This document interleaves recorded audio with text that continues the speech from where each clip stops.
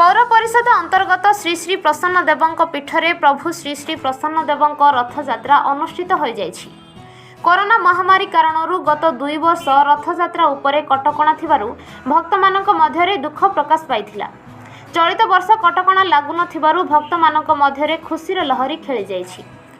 सूचना थाउ कि बहु पुरातन कालरू प्रभु श्री श्री प्रसन्न देवଙ୍କ रथयात्रा प्रतिवर्ष नाना प्रकार रीतिनीति अनुसार समापन होइथाय।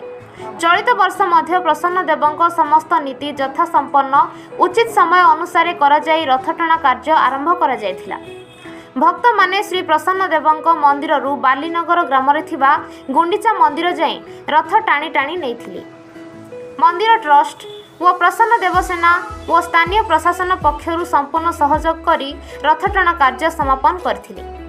वासुदेवपुर प्रताप कुमार पाणी रिपोर्ट बी न्यूज ओडिशा।